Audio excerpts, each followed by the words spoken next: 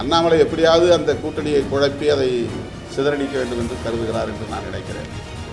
அமித்ஷா அவர்களை சந்திப்பதற்கு பாமகவும் தயாராக இல்லை, தேமுதிகவும் தயாராக இல்லை. அண்ணாமலை மந்திரிகள் ஊழல் ஆதாரங்கள் இருக்கின்றன என்றெல்லாம் நாள் குறித்தார். ஒரு ஆதாரத்தை கூட வெளிப்படுத்தாமல் வெளியேறிவிட்டார். அதிமுக கூட்டணியில் ஏற்கனவே இடம்பெற்றிருந்த கட்சிகளே இப்போது வெளியில் இருக்கின்றன.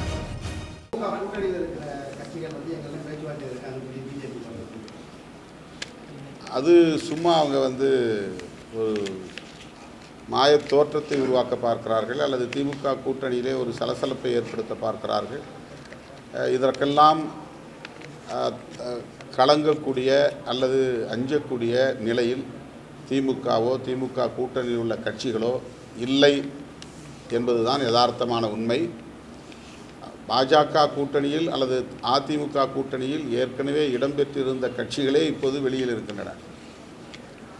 அவர்களையே இவர்களால் வளைத்து போட முடியவில்லை, இன்னும் கூட்டணிக்குள் இணைக்க முடியவில்லை.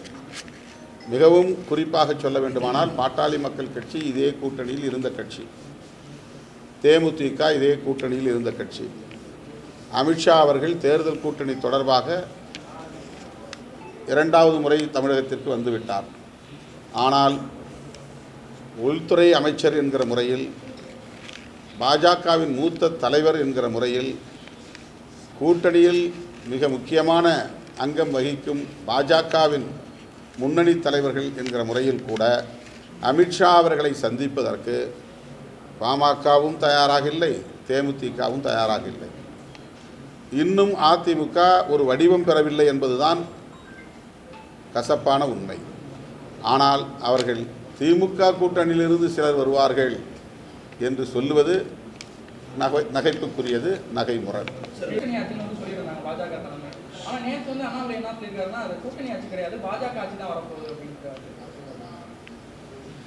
அண்ணாமலை எப்படியாவது அந்த கூட்டணியை குழப்பி அதை சிதறடிக்க வேண்டும் என்று கருதுகிறார் என்று நான் நினைக்கிறேன்.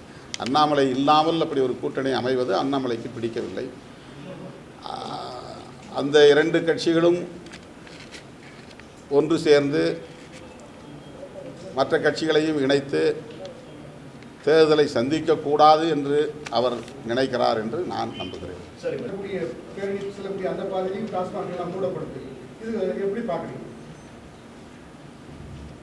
நிரந்தரமாக டாஸ்மாக் கடைகளை மூட வேண்டும் என்பது எங்களுடைய கோரிக்கை. அதை திரும்ப திரும்ப நாங்கள் சொல்லி வருகிறோம். இந்த தேர்தலிலாவது திராவிட முன்னேற்றக் கழகம் நிரந்தரமாக டாஸ்மாக் கடைகளை மூடுவது குறித்து ஒரு தீர்க்கமான முடிவை எடுக்க வேண்டும் என்று நாங்கள் வேண்டுகோள் விடுக்கிறோம். ஒரு டெம்பரரி க்ளோஷர் அப்படிங்கிறது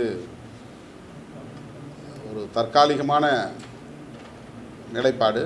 அதில் எங்களுக்கு எந்த உடன்பாடும் இல்லை. தமிழ்நாடு மட்டுமல்ல, தேசிய அளவிலே மதுக்கடைகளை மூட வேண்டும் என்பதுதான் பாதுகாப்பானது. காந்தியடிகளை நாம் தேசிய தலைவராக, இந்திய தேசத்தின் தந்தையாக ஏற்றுக்கொள்கிற நிலையில் அவருடைய உயிர்மூச்சு கோட்பாடுகளில் ஒன்றான மதுவிலக்கை பொருட்படுத்தாமல் இருக்கிறோம். காங்கிரஸ் மதுவிலக்கு கொள்கையை தீவிரமாக கையில் எடுக்க வேண்டும். தேசிய அளவில் அதற்கு ஒரு கொள்கையை அவர்கள் வரையறுக்க வேண்டும்.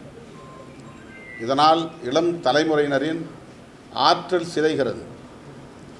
அவர்களிடையே இருக்கக்கூடிய பிரமிக்கத்தக்க ஆற்றல்கள் இந்த மது பழக்கத்தால், போதைப்பொருள் புழக்கத்தால் கடுமையாக சிதைவடையும் நிலையை நாம் பார்க்கிறோம். எனவே ஒட்டுமொத்த தேசத்தின் நலன்களை கருதி மதுவிலக்கு கொள்கையை அனைவரும் சேர்ந்து உயர்த்தி பிடிக்க வேண்டும், அதை நடைமுறைப்படுத்த வேண்டும் என்பதுதான் என்னுடைய வேண்டுகோள், அறைகூவல். திமுக இந்த ஊழல் அப்படிங்கிற அடிப்படையில் தான் விமர்சனம் பண்ணிட்டே இருக்காங்க தொடர்ச்சியா. இந்த வரக்கூடிய தேர்தலையும் அதில் தான் கையில் எடுக்க போகிறாங்க. இது ஊழலுக்கு ஆட்சியாக இருக்கா? ஊழலுங்கிறது ஒரு யுனிவர்சல் ஃபினாமினா. எங்கெல்லாம் அரசு இருக்கிறதோ அங்கெல்லாம் ஊழலும் வன்முறையும் இருக்கும். ஊழலற்ற ஒரு ஆட்சி நிர்வாகம் என்பது உலகத்தில் எங்குமே கிடையாது. அதை சொல்லி ஒரு ஆட்சியை வீழ்த்துவது அல்லது ஒரு கட்சியை வீழ்த்துவது என்பது ரொம்ப ரொம்ப அபூர்வம், ரேரஸ்ட் அண்ட் ரேர் கேசஸ். ஊழல் குற்றச்சாட்டுகளால் ஆட்சி கவிழ்க்கப்படுவது என்பது ரொம்ப சொற்பமான நிகழ்வுகளாகத்தான் நடந்திருக்கின்றன. அதை தாண்டி எதிர்க்கட்சிகள் முன்னெடுக்கிற கொள்கை சார்ந்த பிரச்சனைகள், மக்களின் உரிமை சார்ந்த பிரச்சனைகள், வாழ்வாதார பாதுகாப்பு குறித்த பிரச்சனைகள், இவையெல்லாம் தான் வாக்காளர்களை அசைத்து பார்க்கும். அது தேர்தல் முடிவுகளில் மாற்றத்தை ஏற்படுத்தும். அண்ணாமலை பாஜக தலைமை பொறுப்பை ஏற்ற நாளிலிருந்து இதோ வெளியிடுகிறேன், அதோ வெளியிடுகிறேன், இத்தனை மந்திரிகள் ஊழல் குற்றச்சாட்டுகளிலே சிக்கியிருக்கிறார்கள், ஆதாரங்கள் இருக்கின்றன என்றெல்லாம் நாள் குறித்தார், கெடு விதித்தார்.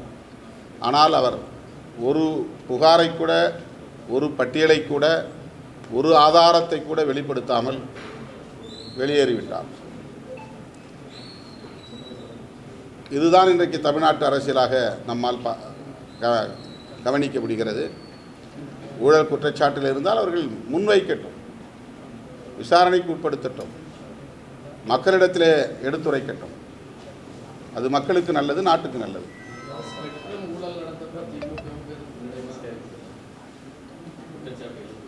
அதான் எப்போதாவது அபூர்வமாக ஒன்று ரெண்டு அப்படி நடக்கிறது. அதற்கு முன்பு எத்தனையோ ஊழல் குற்றச்சாட்டுகள் பல்வேறு அமைச்சர்கள் மீது பல்வேறு காலகட்டங்களை முன்வைத்தும் கூட அப்போதெல்லாம் ஏற்படாத ஒரு தாக்கம் அண்ணா ஹசாரே வந்தபோது அது ஒரு தேசிய அளவிலான பேசுபடு பொருளாக மாறியது. அந்த நேரத்திலே அது எடுபட்டது. ஊழல் ஒரு பிரச்சனை தான், மிகப்பெரிய பிரச்சனை தான். ஆனால் அதை விடவும் மேலான பல்வேறு பிரச்சனைகள் இருக்கின்றன. என்னை பொறுத்தவரையிலே ஊழலை விடவும் நாட்டுக்கு பெரும் தீங்கானது மதவாத அரசியல், சாதியவாத அரசியல். இந்த அரசியல் ஊழல் போன்ற பல்வேறு தீங்குகளை சிந்திக்க விடாமல் தடுக்கிறது. அதை பற்றியே யோசிக்க விடாமல் மதவெறியும் சாதி வெறியும் மக்களை மயக்குகிறது.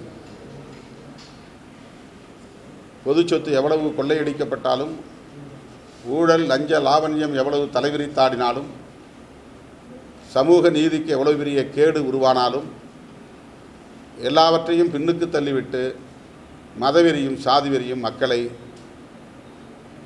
மடைமாற்றம் செய்கிறது. ஆகவே ஊழலை விடவும் கடுமையானது, கொடுமையானது, கொடூரமானது மதவாத அரசியல், வெறுப்பு அரசியல். ஆகவே தான் விடுதலை சிறுத்தைகள் கட்சி அந்த அரசியலை முன்னிறுத்தி அது தொடர்பான விவாதத்தை அல்லது உரையாடல்களை கூர்மைப்படுத்துகிறது. அது மிக மிக முக்கியத்துவம் வாய்ந்தது. மதச்சார்பின்மையை பற்றிய உரையாடல் இன்னும் தீவிரப்படுத்தப்பட வேண்டும். ஏன் பிஜேபி செக்யூலரிசத்திற்கு எதிராக இருக்கிறது, எப்படி இருக்கிறது? ஏன் இந்தியா கூட்டணி கட்சிகள் செக்யூலரிசத்தை பாதுகாக்க துடிக்கிறது? இந்த உரையாடல் இன்னும் விரிவாக்கப்பட வேண்டும், ஆழமாக விவாதிக்கப்பட வேண்டும் என்பது எங்களுடைய கருத்து. இதுபோன்ற செய்திகளை மேலும் தெரிந்து கொள்ள எங்களது யூடியூப், ஃபேஸ்புக் மற்றும் ட்விட்டர் ஆப்களை சப்ஸ்கிரைப் செய்யவும்.